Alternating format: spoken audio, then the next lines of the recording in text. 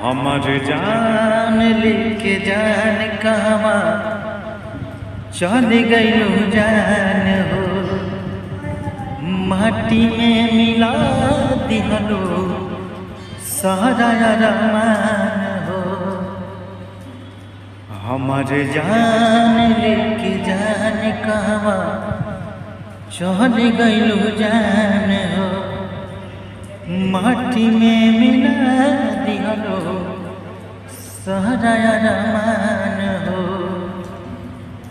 कि प्रीत में हमके दगा दिहल तू, दिल के दर्द बढ़ा के। कि प्रीत में हमके दगा दिहल तू, दिल के दर्द बढ़ा के। पल भर में सपना भुला दिहल तू, दिल के दर्द बढ़ा के।